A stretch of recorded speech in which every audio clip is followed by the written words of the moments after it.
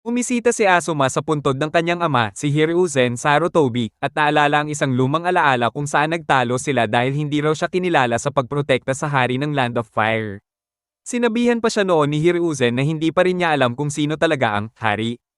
Habang nakatayo sa puntod, sinabi ni Asuma na sa wakas naiintindihan na niya. Iniwan niya ang sindang sigarilyo sa tabi ng puntod at umalis. Samantala, sa opisina ni Tsunade, sinabi ni Shizuo na nakabalik na si Kakashi mula sa kanyang mission tungkol sa Akatsuki at sa paghahanap kay Jiraiya. May dala raw itong report. Sa ospital, hiniwan ni Sakura ang mga mansanas para aipakin kay Sai. Dahil sa librong binabasa ni Sai, inakala niya na may gusto sa kanya si Sakura. Samantalang si Naruto ay natutulog sa tabi at nanaginip na pinapakain siya ni Sakura. Pero biglang pinagsiksik ni Sakura ang mansana sa bibig niya, halos mabulunan si Naruto, sakto namang pumasok si Kakashi. Handang-handa na si Naruto umalis para mag-training, pero binalaan siya ni Kakashi na magiging sobrang hirap ang susunod na training. At kung aalis siyang hindi pa magaling, baka ikapahamak niya ito. Dumating si Asuma at humiling ng sandaling usapan kay Kakashi. Bago siya umalis, iniwan niya sina Sakura para bantayan si Naruto at Sai. Sa labas, nagkwentuhan sina Kakashi at Asuma tungkol sa mga kabataang ninja na sobrang galing na ngayon. Sabi ni Kakashi, baka sa sobrang galing na mga ito, malampasan na nila ang matatanda. Sagot naman ni Asuma, may ibubuga pa naman siya kahit papaano. Bago niya masabi ang totoong pakay. Dumating si Kurenai, kaya ipinagpaliban niya muna ito. Nagtaka si Kakashi kung ano sana ang sasabihin ni Asuma. Pagkatapos, tinawag si Kakashi sa opisina ni Tsunade. Tinanong siya kung kakayanin ba talaga ni Naruto ang matinding training. Sabi ni Kakashi, hindi siya sigurado, pero malamang magtatagumpay si Naruto.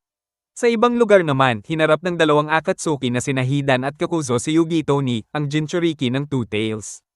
Nilagay niya ang dalawa sa isang kuweba gamit ang mga bomba at nag-transform siya sa anyo ng kanyang tailed beast si Matatabi, ang dalawang buntot na pasang apoy. Sinubukan niyang tamaan si Hidan gamit ang kanyang Cat Flame Roaring Fire, pero sabi ni Hidan, hindi siya impressed. Ilang sandali pa, nagawa ni Hidan na sugatan si Yugito gamit ang kanyang Retractable Spear at Jashin Ritual. Tinamaan si Yugito ng matindi hanggang sa mawalan siya ng malay. Dahil dito, matagumpay na natapos ng Akatsuki ang kanilang misyon. Habang tinatapos ni Hidan ang kanyang Jashin Ritual, dumating si Zetsu para kunin ang walang malay na si Yugito ni at dalhin siya sa base ng Akatsuki. Pinagalitan ni Zetsu sina Hidan at Kakuzo dahil sa tagal nilang matapos. Sinisi naman ni Hidan si Kakuzo na madalas raw gumagawa ng mga racket sa gilid. Sagot ni Kakuzo, bilang tagapamahala ng pera ng Akatsuki, ang pera raw ang pinakamahalaga sa buhay. Pumayag lang daw siyang maging partner ni Hidan kasi inakala niyang kikita siya sa relihiyon nito. Umalis na si Zetsu bitbit si Yugito at tumulak na rin sina Hidan at Kakuzo papuntang Land of Fire para hanapin ang susunod na Jinchuriki. Balik sa Konoha, pinayagan na si Naruto lumabas ang ospital at handa na ulit mag-training. Nang pinasubok sa kanya ni Yamato at Kakashi ang natutunan niya, ginamit niya ang multiple shadow clone technique para gumawa ng maraming clone at ipakita ang leaf cutting technique. Pero matapos i-dispel ang mga clone, nawalan siya ng malay dahil sa pagod ng lahat ng clones niya. Habang naglalakad, dinala ni Kakuzo si Hidan sa Fire Temple. Gamit ang Earth Release, Earth Spear, binasag niya ang sealed iron wall ng templo. Sa loob, nagbabala ang mga monghe kay Chiriko tungkol sa pagsalakay. Nakilala ni Kakuzo si Chiriko bilang mongheng may Gift of the Hermit Group's chakra at may halagang 30 milyon ang ulo. Sumugod sila pero ginamit ni Chiriko ang kanyang ultimate technique, Welcoming Approach, Thousand Armed Murder, para harangin ang mga atake nila. Nainis si Hidan sa ideya na ibang relihiyon ang maglilibing sa kanya kaya pumayag si Kakuzo na siya ang pumatay kay Chiriko. Basta makilala pa rin ang katawan para makuha ang bounty. Kahit ayaw ni Hidan ang ideya ng pagpatay para sa pera, sumugod pa rin siya gamit ang kanyang triple-bladed scythe. Habang nagigising si Naruto, ipinaliwanag ni Kakashi na ang susunod na hakbang ay ang kumpletuhin ang nature transformation niya, gawing wind chakra ang chakra niya para maputol ang agos ng waterfall. Gumamit si Yamato ng wood release para gumawa ng tulay. Gamit ang mga clone, tinangka ni Naruto putulin ang agos habang naaalala ang payo ni Asuma. Sa di kalayuan, lihim na nanunood sina Sai at Sakura ng training niya. Sa Fire Temple, tapos na ni Hidan ang ritual, patay na si Chiriko pati halos lahat ng monghe. Maliban kay Senador Toki na nagtangkang tumakas para i-report sa Konoha ang nangyari. Kinuha ni Kakuzo ang katawan ni Chiriko bago pa man matapos ni Hidan ang ritual at pumunta sa Bounty Station para kunin ang 30 milyon. Tinanggal ni Hidan ang sibat sa katawan niya na pangiwi sa sakit at sumunod kay Kakuzo. Sa training site, nakaabang si Yamato gamit ang wood release, Fudog Heads para pigilan ang Ninetales chakra kung sakaling lumabas ito. Si Kakashi naman ay relax na nakahiga at nagbabasa ng Icha-Icha book. Nagtanong si Naruto kung may shortcut at kung pwedeng magdagdag pa ng clones, pero sabi ni Kakashi, wala na raw espasyo sa tulay. Sabi ni Yamato, nalampasan ni Naruto ang expectations nila, karaniwan, 6 na buwan ang kailangan para matutunan ang leaf cutting technique, pero si Naruto, ilang oras lang. Dagdag pa ni Kakashi, kahit si Sasuke ay ilang araw din bago ma-master ang lightning transformation para magamit ang Chidori. Sabi ni Naruto, kailangan niyang habulin si Sasuke. Dahil sa determinasyon ni Naruto, inutusan ni Kakashi si Yamato na gumawa pa ng 2 waterfalls at pahabain ng tulay para makagawa pa si Naruto ng mas maraming clones at mas mapabilis ang training niya. Ipinadala ni Tsunade ang Nijo Shoutai, 20 grupo na binubuo ng tig-4 na ninja, para hanapin at puksain ang mga miyembro ng Akatsuki sa Land of Fire. Nabigla si Asuma nang malaman kung paano napatay si Chiriko at naalala niya ang pagkakaibigan nila noon bilang 2 sa 12 Guardian Ninja. Na-assign si Shikamaru sa team ni Asuma, Azumo, at Ketetsu. Samantalang sina Ino at Choji ay pinagsama kina Reido at Aoba. Lahat ng team, maliban sa kina Asuma, ay nag-report kay Tsunade na wala silang nakitang Akatsuki sa mga assigned na lugar nila. Nagtaka tuloy si Tsunade kung nasaan na nga ba ang mga kalaban. Samantala, napilitan si Naruto na tumigil sa training sa gabi dahil si Yamato, na naka-standby buong oras, ay sobrang pagod na. Sa bahay, tinitigan ni Sakura ang lumang litrato ng Team 7 at naalala ang panahon na siya lang ang nakagawa ng tree climbing practice habang hirap na hirap sina Naruto at Sasuke at kung paano siya nalampasan na ng dalawa. Sa tabi ng talon, sinusubukan ni Naruto matulog pero nakakita siya ng shooting star. Naalala niya ang lumang araw ng Team 7. Ayaw niyang magpahinga kaya tumayo siya at gumamit ng multiple shadow clone technique para ituloy ang training niya kahit 10 oras na ng gabi. Kinabukasan, laking gulat ni Yamato nang makita na nagtagumpay si Naruto sa pagputol ng agos ng talon gamit lang ang kanyang chakra, ibig sabihin, pasado na siya sa second stage ng training. Dumating ang grupo ni Asuma sa Fire Temple kung saan sinalubong sila ni Banzai, isang matandang monghe. Sinabi ni Banzai na hindi nila nahanap ang bangkay ni Chiriko. Paalala ni Azumo kay Asuma na May 30th milyong raya na patong sa ulo ni Chiriko, kaya malamang ay papunta na ang Akatsuki para kolektahin ito. Agad na tumulak ang grupo ni Asuma papunta sa pinakamalapit na bounty station sa Land of Fire. Si Azumo naman ay nagpadala ng mensahe sa ibang teams para i-check ang natitirang 4 na bounty stations. Bago sila umalis, binigyan sila ni Banzai ng dasal bilang gabay. Samantala, sina Hidan at Kakuzo ay papunta na sa bounty station. Halos mag-away na naman ang dalawa. Gusto na ni Hidan itapon ang bangkay at magpatuloy sa paghahanap ng Jinchuriki. Binalaan siya ni Kakuzo na baka sa susunod siya na mismo ang patayin niya dahil sobrang nakakainis daw ito. Dumating si Sakura sa training area dala ang isang basket ng food pills pero wala siyang nadatnang tao. Dumating din si Sai at inakala nilang sumobra ang training ni Naruto kaya baka nawalan ito ng malay. Inalok ni Sakura si Sai ng isang food pill. Pagkakain niya, agad niya itong idinyura at tumakbo palayo habang hinahabol ang kanyang hininga sa tabi ng puno, nagkasakit daw agad siya sa lasa. Habang naglalakad, napunta sina Kakashi at Yamato sa Ramen Ichiraku pero nabigla sila nang malamang naging dipping noodle shop na ito. Nagkaroon pa sila ng konting pagtatalo pero nakuha rin ni Kakashi ang gusto niya, ginawang ramen ang 3 mangkok ng dipping noodles. Matapos kumain, dinala ni Kakashi si Naruto pabalik sa training area sa may talon. Doon, ipinakita niya kay Naruto ang Rasengan. Nabigla si Naruto kasi akala niya, bukod sa kanya, si Jiraiya at ang 4th Hokage lang ang may alam ng teknik na yon. Pinakita ni Kakashi kay Naruto ang Rasengan at nagulat si Naruto na kaya pala ni Kakashi gawin ito, akala niya sarili lang niyang teknik yun. Akala niya kasi si Jiraiya lang ang marunong at bihira pa itong gamitin. Ipinaliwanag ni Kakashi na ang Rasengan ang pinaka-perpektong halimbawa ng shape transformation at kung may hahalo ni Naruto rito ang wind chakra niya, makakagawa siya ng sarili niyang teknik. Pero ang iniisip lang ni Naruto ay kung paano nagagawa ni Kakashi yun gamit lang isang kamay. Habang siya ay kailangan pa ng shadow clone. Para ipakita pa ang point, ipinakita rin ni Kakashi ang Chidori, isang teknik na pinagsama ang shape at nature transformation gamit ang lightning chakra niya. Akala ni Naruto nagyayabang lang si Kakashi, pero sabi ni Kakashi na kaya niya ginawa ang Chidori ay dahil hindi niya maihalo ang lightning chakra sa Rasengan. Dagdag pa niya, ang gumawa ng Rasengan, ang 4th Hokage, na teacher din niya, ay may balak din sanang ihalo ang sariling chakra nature niya dito. Pero hindi rin niya nagawa. Dito na-realize ni Naruto na ang Rasengan pala ay isang di tapos na teknik. Sinabi ni Kakashi na naniniwala siyang si Naruto lang ang may kakayahang lampasan ang 4th Hokage kaya tiwala siyang magagawa ni Naruto ang pinagsamang transformation. Habang papunta sa Bounty Station ng grupo ni Asuma, napansin ni Shikamaru na 2 araw nang di nagyoyosi si Asuma. Sabi niya, huling beses niya lang itong nakita gawin ay nung namatay ang tatay niyang si Hiruzen. Nagtanong si Shikamaru kung gaano sila kalapit ni Chiriko, at sagot ni Asuma, parang friendship level nila Shikamaru at Choji, malalim. Pero dagdag pa niya, hindi si Chiriko ang dahilan kung bakit siya tumigil sa paninigarilyo. Dumating naman sina Hidan at Kakuzo sa Bounty Station. Pinakita ni Kakuzo ang bangkay ni Chiriko kay Zangief, ang Bounty Exchange Master.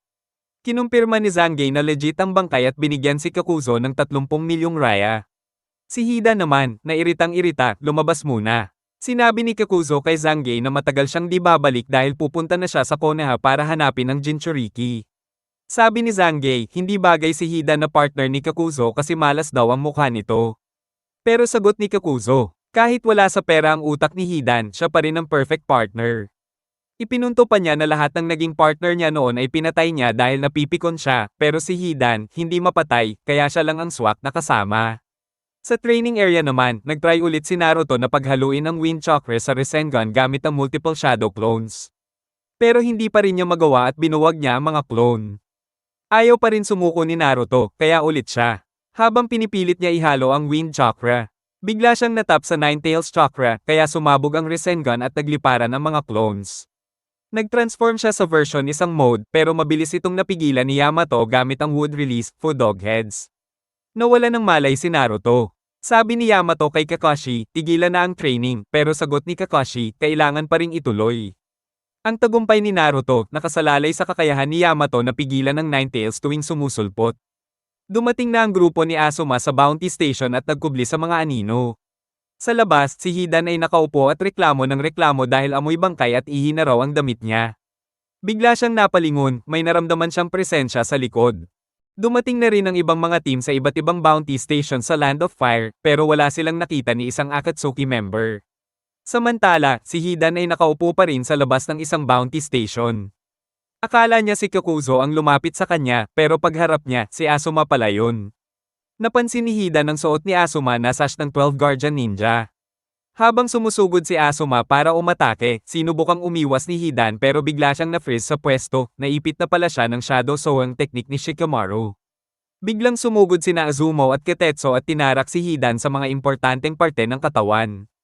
Pero laking gulat nila, buhay pa rin si Hidan. Sabi niya, immortal daw siya, at epic fail ang ginawa nila dahil sinubukan nilang patayin ang taong di naman kayang mamatay. Habang gulo na ang lahat, biglang sumulpot si Kakuzo sa likod ni Shikamaru para umatake. Nakaiwas si Shikamaru pero napilitan siyang pakawalan si Hidan. Nakilala ni Kakuzo si Asuma at naalala niyang may bounty ito. Pinuri pa niya si Hidan dahil nahuli daw si Asuma. Pero ayaw ni Hidan ng may nakikisawsaw, sabi niya, gusto niyang gamitin ang 3 para sa kanyang Jashin ritual. Gumuhit si Hidan ng bilog sa lupa gamit ang dugo niya bilang parte ng ritual, tapos hinanda na ang kanyang triple-bladed side para umatake. Sinabi ni Asuma na siya ang haharap kay Hidan habang sina Shikamaru ang susuporta gamit ang kanyang anino. Naisip ni Shikamaru na hindi naman mahilig si Asuma sa mga sakripisyo at naalala niya nung tinuruan siya nito mag-shogi. Dati raw nanalo siya kay Asuma gamit ang climbing silver strategy na isang uri ng sakripisyo. Tinanong niya si Asuma kung ganun ba ulit ang plano nito pero pinakalma siya ni Asuma, hindi raw siya mamamatay. Sa laban, ginamit ni Asuma ang kanyang chakra blades para umatake kay Hidan. Si Hidan, bukod sa umiiwas kay Asuma, kailangan din umiwas sa anino ni Shikamaru. Sinubukan ni Hidan patayin sina Shikamaru, Azumo, at Ketetsu gamit ang kanyang malaking side, pero nasalubong siya ng ultimate technique ni Asuma, ang welcoming approach, Thousand Armed Murder, isang technique na dating ginagamit ni Chiriko sa Fire Temple. Nasave ni Asuma ang mga kasama niya, pero nakasingit si Hidan at nahiwa ang pisngi ni Asuma. Bilang ganti, ginamit ni Asuma ang fire release, ash pile burning, nagbuga siya ng chakra-infused na pulbera para lumunin si Hidan sa apoy. Pero si Hidan, kalmado lang na naglakad papunta sa gitna ng kanyang Jashin diagram at nilunok ang dugo na nakuha niya mula kay Asuma. Akala ng lahat na tusta na si Hidan sa fire release ash pile burning ni Asuma. Pero laking gulat nila, nasunog din si Asuma. Habang sumusugod si Asuma gamit ang kanyang chakra blades, bigla siyang sinaksak ni Hidan gamit ang retractable spear sa sarili niyang binti. Pero ayon, bigla ring tinamaan si Asuma sa binti at natamba. Tangkang saksakin ni Hidan ang sarili sa puso para tuluyang patayin si Asuma, pero buti na lang at umabot si Shikamaru at ginamit ang Shadow Neck Binding Technique para pigilan siya sa tamang-tama na oras. Alam ni Shikamaru na hindi siya magtatagal sa paghawak kay Hidan at hindi rin siya tiwala na mananatili lang si Kakuzo sa gilid. Kaya habang pinipigilan si Hidan, sinimulan niyang mag-analyze. Napansin ni Shikamaru ang mga sinasabi ni Hidan tungkol sa mga Diyos, ritual, sumpa at paghahanda. Naalala rin niyang hindi umiwas si Hidan nang umatake si Asuma, at diretso lang itong lumakad papunta sa bilog niya sa lupa pagkatapos malasahan ng dugo ni Asuma. Dahil doon, naisip ni Shikamaru na ang teknik ni Hidan ay gumagana lang kapag nainom niya ang dugo ng kalaban at nakatayo siya sa loob ng kanyang bilog. Ginamit ni Shikamaru ang Shadow Imitation Technique kasabay ng Shadow Neck Binding para pilitin si Hidan na lumabas ng kanyang bilog. Si Kakuzo, kahit tahimik lang, humanga kay Shikamaru, matindi raw at matalino ang pagkasolve niya sa jutsu ni Hidan. Pagkalabas ni Hidan sa bilog, nagpa siya si Asuma na subukan kung tama nga ang hinala nila. Nagtapon siya ng shuriken papunta sa tenga ni Hidan at tinamaan ito, napunit ang bahagi ng tenga ni Hidan pero hindi nangyari iyon kay Asuma. Confirm. Tama ang teorya ni Shikamaru. Kahit pa ika-ika, lumapit si Asuma kay Hidan. Si Hidan, naka-freeze pa rin, humingi ng tulong kay Kakuzo. Pero ang sagot lang ni Kakuzo, kasalanan mo yan dahil naging pabaya ka. Kaya hindi na nagsayang ng oras si Asuma, ginamit niya ang chakra blade, straight line at pinugutan ng ulo si Hidan. Kahit napugutan ng ulo, hindi pa rin nadedo si Hidan dahil nga sa pagiging immortal niya. Tinawag niya si Kakuzo para tumulong. Tumalon si Kakuzo at dumagan kay Asuma. Gamit ang Earth Drudge Fear, tinahi niya pabalik ang ulo ni Hidan sa katawan nito. Si Shikamaru, hingal na, napilitan ng kanselahin ang Shadow Sowang technique niya matapos mapugutan si Hidan.